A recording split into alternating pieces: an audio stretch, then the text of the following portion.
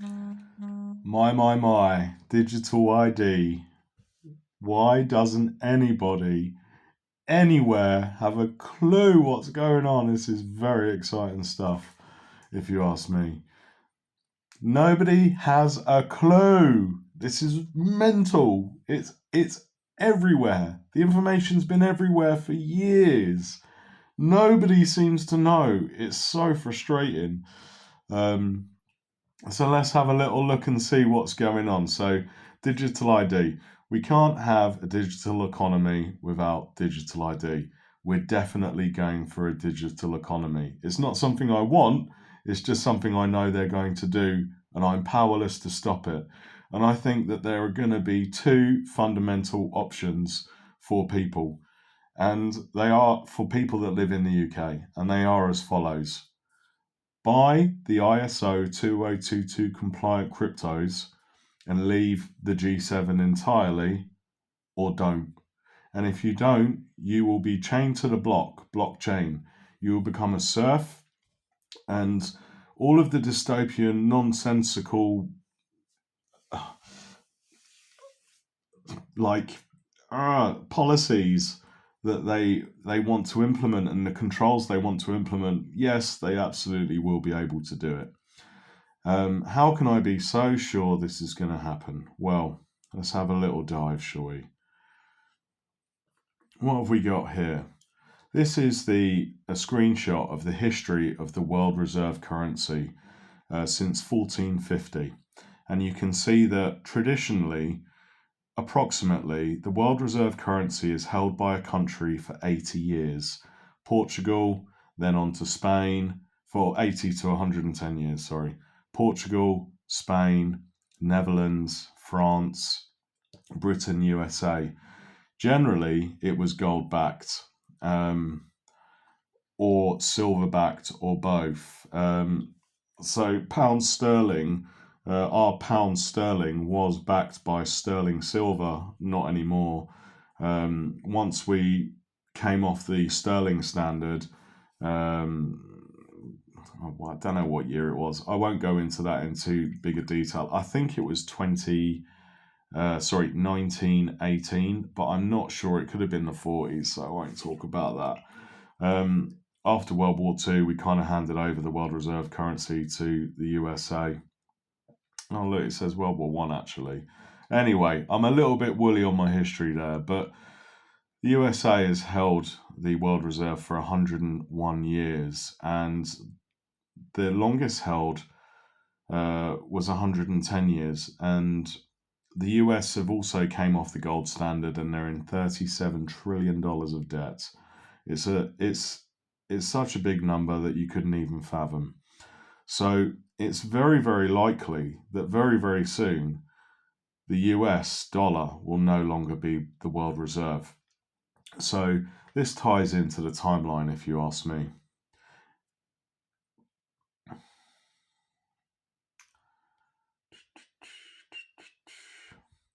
Over here, we've got an article about enabling the use of digital identities on the government website, and you could go and search it and have a read. Over here, we've got the digitalpoundfoundation.com. There's also a digital dollar. There's also the digital euro. The digital euro goes live in October. And there's a website which is a CBDC tracker for every single country of the globe. I don't have it open on my phone, so I won't open it right now. You can go and have a look at that and see just how far along everybody is in their development. Whilst all that's happening, you've got UK bank closures. So here, there's an article. When was it posted? 2023. They're saying by 2027 that more and more closures. I saw an article a little while ago, maybe 2 years ago, maybe 1 year ago. I posted it. Something like 9,000 high street banks have closed in the last 10 years, something like that. What else have we got? We've got this horrible, horrible dystopian law, the Online Safety Act, it ties into digitization. And if you ask me, it's going to tie into your digital ID. And there will be many other things that will tie into your digital ID. So the world reserve currency, I know I'm sort of flicking between topics. The world reserve currency, well, I think it's going to change hands, and I think it's going to actually be a crypto. It's going to be a basket of cryptos, likely these ones here, these ISO 2022 compliant cryptos. If you go to the Bank of England's website, the Bank of Japan, Visa, MasterCard, the Bank of International Settlement, SWIFT, you name it, they're all publishing information about how they're developing the new digital financial system around this ISO 2022 compliant standard. It's jaw-dropping. This guy here is Brad Garlinghouse. He's the CEO of Ripple currently, and you can see that he's being photographed here at the World Economic Forum. So he's not really a good person. I just need to say that, and I'm advocating that people, well, I'm kind of advocating for myself to buy XRP, because I think that what's about to happen is going to be monumental. And it's happening whether you want it to or not. This digital ID, all of the news, nobody knows what's going on. They're all saying you should protest it and sign the... Mate, it doesn't matter. Nothing you do is going to matter. They're rolling it out. They've been planning this for years and years, and absolutely years. There's nothing anybody can do. You have two options. You either buy the ISO 2022 compliant cryptos. Look, there's the Bank of England implementing a new global payments messaging standard. You either buy the ISO 2022 compliant cryptos, and then you aim to leave the G7, and I'll get onto that in just a moment, or you stay here and become a serf, and you will be controlled.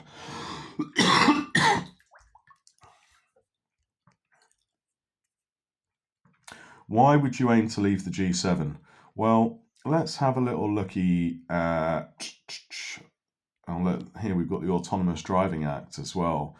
Like, there are 700,000 taxi drivers in the UK that are very, very, very soon to be looking for a new job, because robots don't take breaks, they don't make errors outside of their programming. It's pretty scary what's coming down the wire. Net migration into the UK. So last year we had 430,000 people come to the UK, and since I think it's about 1997, net migration has been well over 12 million, which is why there's no housing, and housing is expensive, and this, that, and the other. I don't think Reform are going to deport people. If they do, our housing market will absolutely crash. It will crash so bad that you won't know what's happening.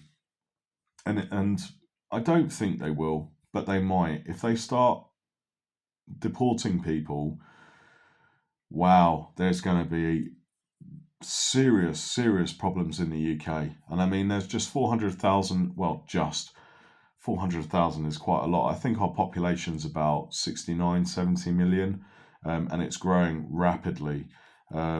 Anyway, if they start deporting people, our housing market is in deep, deep, deep problems. But what else have we got? Yeah, so why leave the UK?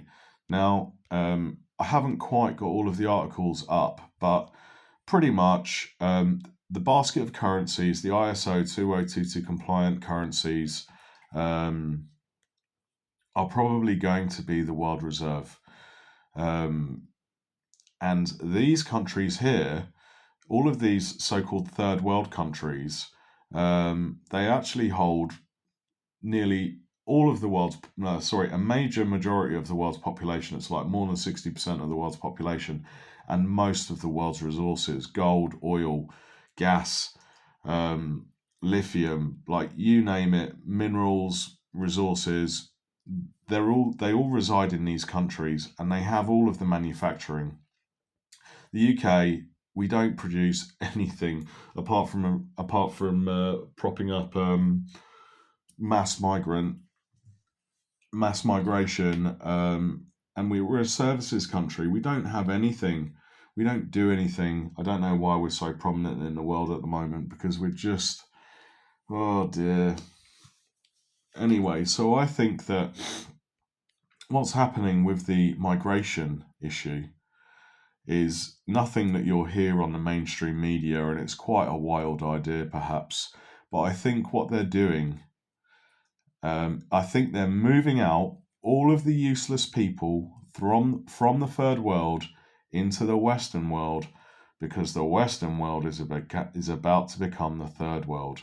So when the US dollar crashes and it's in $37 trillion of debt, and is no longer the world reserve, as this chart, like, history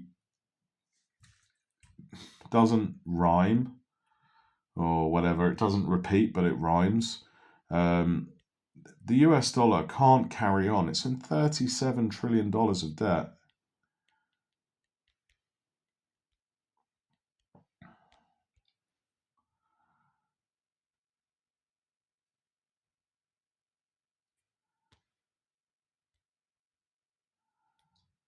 It's a Goliath figure. That number is just growing exponentially. It's crazy.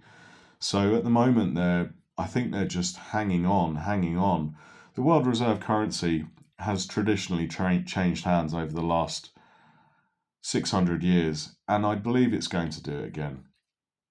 When the US loses its world reserve status, the G7 is going to be completely screwed, financially screwed.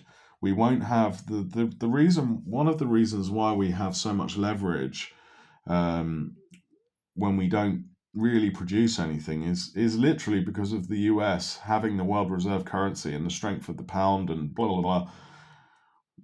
If our economies crash, and if the world reserve changes hands and it goes into a basket of ISO 2022 compliant cryptos, all listed here.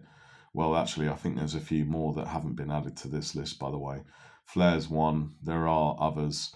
Then it's going to be these countries that will be the new, the new G7s, the new West.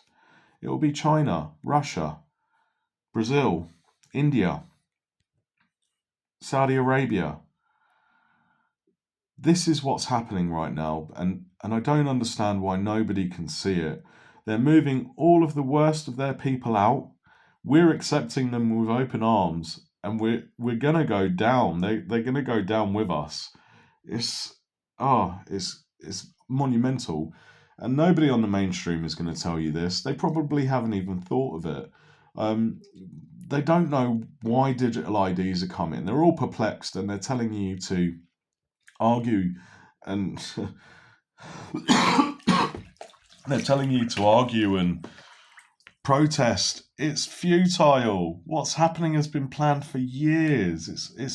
It's all about this, the digital pound.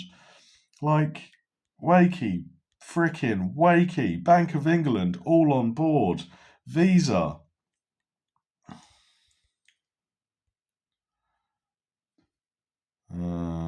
It's quite difficult to search on the fly.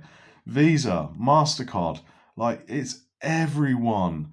I don't know why everybody just can't figure it out. Go to the ISO 2022 website.